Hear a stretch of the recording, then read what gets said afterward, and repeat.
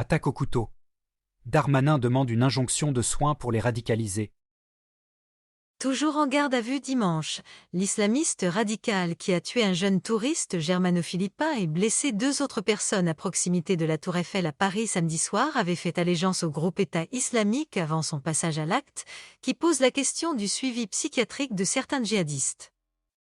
L'attaque est survenue à quelques mois des JO 2024 à Paris et moins de 2 mois après celle d'Arras, Pas-de-Calais, qui a coûté la vie à un enseignant mi-octobre et conduit au relèvement du plan Vigipirate au niveau maximal urgence attentat. S'exprimant en langue arabe dans cette vidéo, Armand Rajapourmi-Andoab, un franco-iranien de 26 ans, apportait son soutien aux djihadistes agissant dans différentes zones, a déclaré le procureur antiterroriste Jean-François Ricard lors d'une conférence de presse dimanche soir.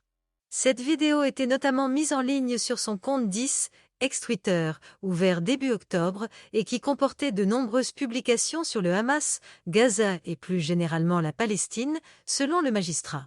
Outre l'auteur des faits, 3 autres personnes ont été placées en garde à vue, appartenant à la famille ou à l'entourage de l'auteur, a précisé M. Ricard. Les faits se sont déroulés samedi vers 21h30 dans ce lieu hautement touristique de la capitale, à proximité du pont de Bir à Keim enjambant la Seine. Le touriste tué au couteau, âgé de 23 ans, était de nationalité allemande et philippine et se trouvait avec 2 autres personnes d'origine philippine.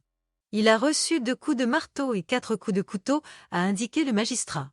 L'assaillant a crié à plusieurs reprises Allah Akbar et déclaré être muni d'une ceinture d'explosifs, selon le procureur antiterroriste. Il s'en est aussi pris, avec un marteau, à 2 hommes, un Français de 60 ans et un Britannique de 66 ans, légèrement blessés. Il a été maîtrisé par les forces de l'ordre à l'aide d'un pistolet à impulsion électrique peu après l'attaque et placé en garde à vue dans les locaux de la section antiterroriste, SAT, de la brigade criminelle de Paris. L'enquête est ouverte pour assassinat et tentative d'assassinat en relation avec une entreprise terroriste et association de malfaiteurs terroristes en vue de la préparation de crimes d'atteinte aux personnes. L'assaillant avait des troubles psychiatriques avérés. La mère de l'assaillant avait fait remonter aux autorités qu'elle s'inquiétait pour son fils qui se repliait sur lui-même, a-t-il souligné.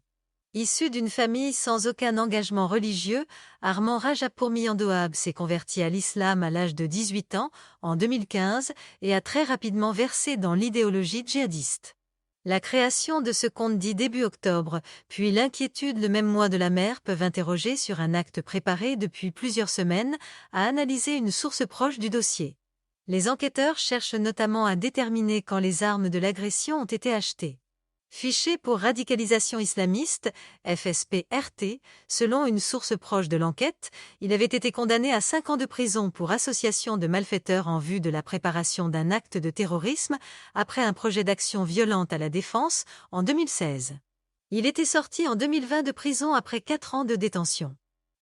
Les enquêteurs vont désormais se pencher sur le suivi médical de l'auteur, un homme au profil très instable, très influençable, selon une source sécuritaire interrogée par l'AFP. L'évolution de certains troubles psychiatriques déjà relevés lors de sa détention conduisait le PNAT à requérir la réalisation d'une nouvelle expertise psychiatrique, a rappelé Jean-François Ricard en conférence de presse à la suite de cette dernière.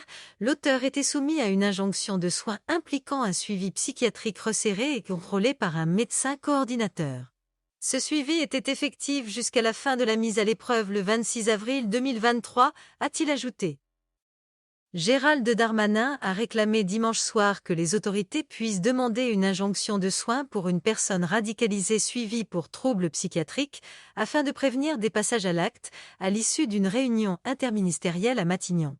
Environ 5200 personnes sont connues pour radicalisation en France, dont 1600 personnes sont particulièrement surveillées par la Direction générale de la sécurité intérieure, DGSI, selon une source au sein du renseignement, qui précise que 20% de ces 5000 personnes ont des troubles psychiatriques.